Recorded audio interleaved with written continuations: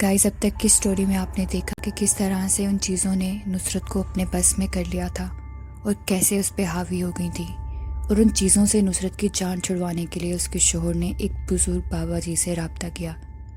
तो guys, finally उन बुज़ुर्ग के आने का दिन भी आ गया। और उनके आने के बाद ऐसा क्या हुआ जिसने उन सब की ज़िंदगी बदल कर रख दी। सो फ्रेंड्स, फाइनली उन बुज़ुर्ग के आने का दिन भी आ गया। और उनके आने के बाद ऐसा क्या हुआ जिसने उन सब की ज़िंदगी बदल कर रख दी, वो जानेंगे आप आज की वीडियो में। तो वीडियो को शुरू करते हैं। तो वीडियो स्टार्ट करने से पहले गाइस, जिन लोगों ने इस वीडियो का फर्स्ट पार्ट नहीं देखा उसके लिए मैं डिस्क्रिप्शन में लिंक डाल दूंगी। So please watch the first part of this story so you can completely understand the entire story. So let's jump into the video. तो गाइस, फाइनली इन बुजुर्ग के आने का दिन आ ही गया। वो बुजुर्ग आए तो शाम के तकरीबन 6 बज रहे थे। नुसरत के घर वालों को फ़ोन करके बुलाया था। वो रास्ते में थे। जब सब पास थे तो नुसरत के घर वालों का इंतज़ार हो रहा था और पापा जी ने कुछ पढ़ना शुरू कर दिया और वो चीज़ों को अपनी ही नज़र से देख रहे थे। इतने में नुसरत ज़ोर ज़ोर से चीखें मारने लगी और कहने लगी कि आ गए हैं, वो आ गए हैं। फिर उससे पापा जी ने पूछा कि कौन आ गए हैं। वो अजीब किस्म की किसी खौफनाक आवाज़ में कहने लगी, नुसरत के माँ बाप आ गए हैं, पाकपतन के जमाल चौक पर पहुंच गए हैं। तो जब फ़ोन करके पूछा तो उन्होंने कहा कि जी हम वही हैं।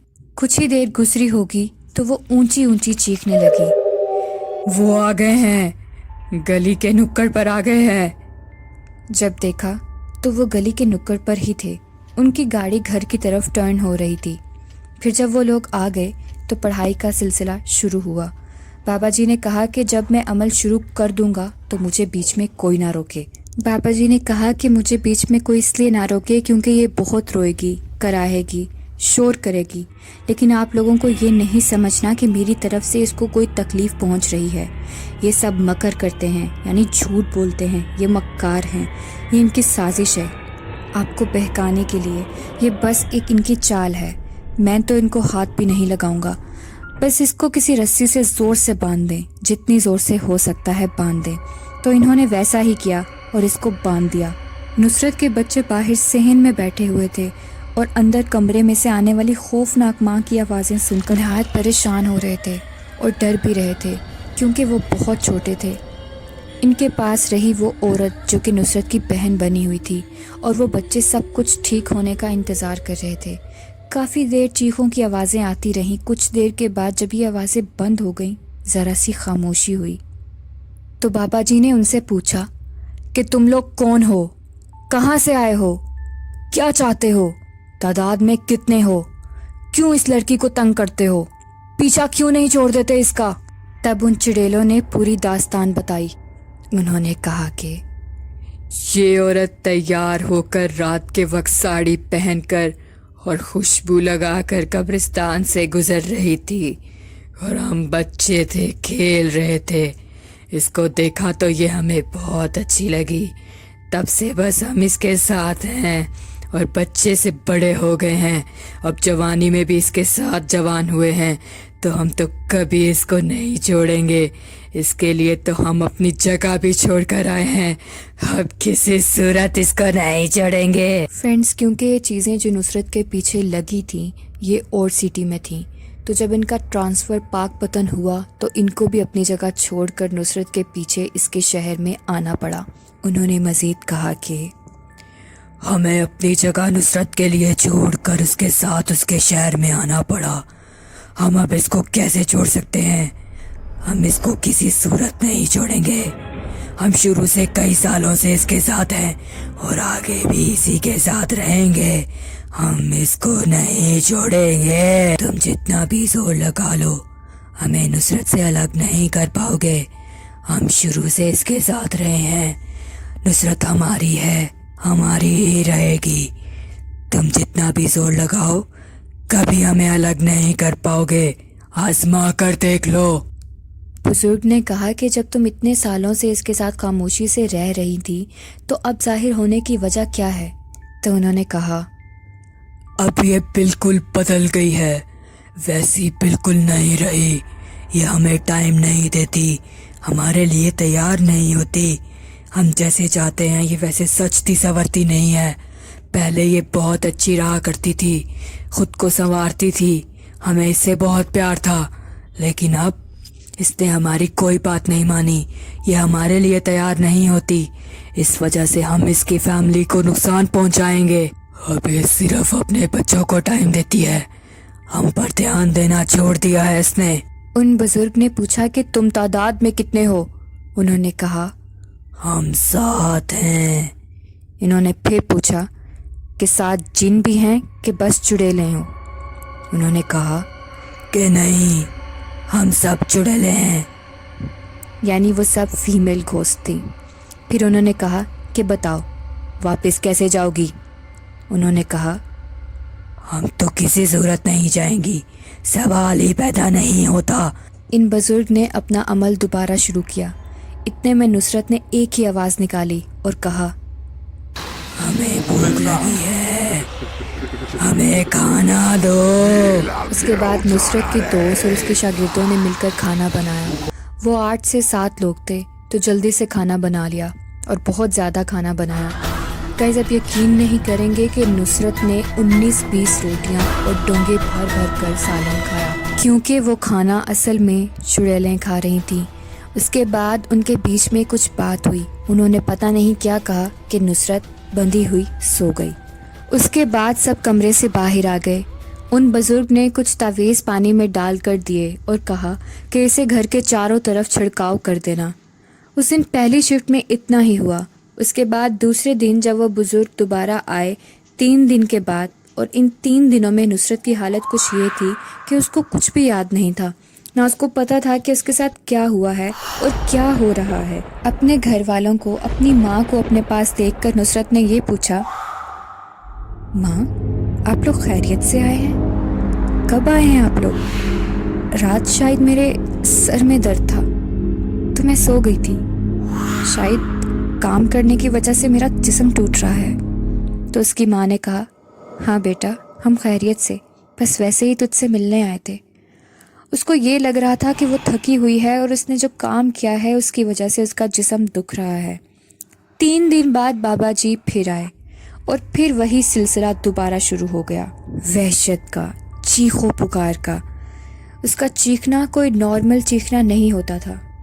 ایسے آواز آتی تھی جیسے کوئی جانور تکلیف سے بول رہا ہو, اور وہ بہت ہی خوفناک اور بھیانک ہوتا تھا. اس کے بعد ان کے درمیان یہ معاملہ طے ہوا کہ 4 چڑیلیں جانے کے لیے رضامند ہو گئی, وہ بھی ایک شرط پر. انہوں نے یہ شرط رکھی اور کہا ہم ایک شرط پر ہی جائیں گے کہ میٹھے چاولوں میں گوشت ڈال کر بانٹو. پھر 7 دیگیں چاولوں میں گوشت ڈال کر بانٹی تھیں, اور اس شرط پر وہ جانے کے لیے تیار تھیں, لیکن اتنی آسانی سے پیچھا نہیں چھوڑنے والی تھیں. وہ بچپن سے اس کے اندر تھیں. اس کے باوجود انہوں نے ایک اور شرط رکھ دی. جو 4 چڑیلیں جانے کے لیے رضامند ہوئی تھیں انہوں نے کہا کہ ہم اس کو کبھی بھی نقصان نہیں پہنچائیں گی, ہم نہ ہی اس پر کبھی ظاہر ہوں گی, بس کبھی کبھار آ کر اس کو دیکھ جایا کریں گی. اور جو دوسری تھیں وہ کسی بھی صورت جانے کو تیار نہیں تھیں.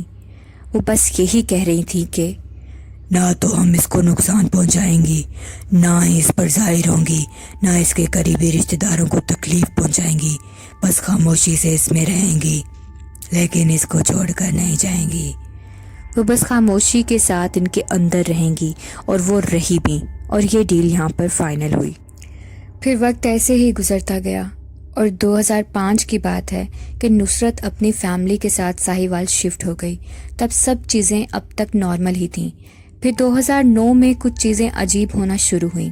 گرمیوں کے دن تھے, لائٹ گئی ہوئی تھی. نصرت کے سارے بچے صحن میں بیٹھے ہوئے تھے کہ نصرت ان کو اندر سے کمبل نکال کر لا کر دے رہی ہو, اور کہہ رہی تھی یہ رکھ لو, تم لوگوں کو سردی لگ رہی ہوگی. اس وقت نصرت کا شوہر بھی گھر پر موجود نہیں تھا. اب سب بچے پریشان ہو گئے تھے, لیکن اس کی بڑی بیٹی ثنا کو تو سب کچھ یاد تھا. جیسے ہی اس کے فادر گھر آئے اس نے اپنے فادر کو سب بتا دیا۔ جیسے ہی اس کے فادر نے ان کو فون کیا تو انہوں نے ایک تعویذ کا فریم بنا کر دیا اور کہا کہ اس کو ہر حال میں گھر میں رہنا چاہیے، اس کو کبھی گھر سے الگ مت کرنا۔ اس کے بعد نصرت کی حالت کچھ بہتر ہوئی۔ پھر ان بزرگ نے یہ بھی کہا تھا کہ کافی عرصہ نصرت بہت بیمار رہے گی، شدید بیماری کا شکار رہے گی، اس کا اینڈ ہونے والا ہوگا جب سب کو لگے گا کہ یہ ختم ہو رہی ہے، لیکن وہ پھر بھی بالکل ٹھیک ہو جایا کرے گی۔ اور بالکل ایسے ہی ہوا۔ ان بزرگ کی کہی ہوئی ایک ایک بات سچی ثابت ہوئی۔ کچھ عرصے کے بعد نصرت بیمار ہو گئی اور نصرت کو ہیپاٹائٹس ہو گیا اور اس کی رپورٹس پازیٹیو آئیں۔ اینڈ تک سب کو لگتا تھا کہ یہ نہیں بچے گی۔ اس کو انجیکشنز لگتے تھے، دوائیاں کھاتی تھی، اس کا بہت برا حال تھا۔ آہستہ آہستہ وہ ٹھیک ہو گئی اور اس کا ہیپاٹائٹس نیگیٹو آ گیا، جو کہ نارملی لوگوں کا اتنی جلدی نہیں آتا۔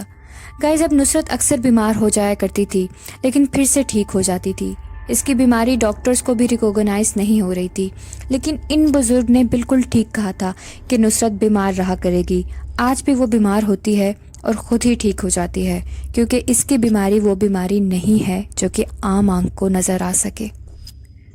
نصرت کے آج بھی ٹیسٹ ہوتے ہیں، کسی ایک میں بھی بیماری ڈائیگنوز نہیں ہوئی اب تک۔ کئی بار لگتا تھا کہ بس ابھی گئی، لیکن پھر وہ بالکل ٹھیک ہو جاتی تھی۔ ان بزرگ نے کہا تھا کہ ایسا ہی ہوگا، لیکن وہ کبھی بھی اسے اینڈ پر نہیں جانے دیں گی، بچا لیں گی۔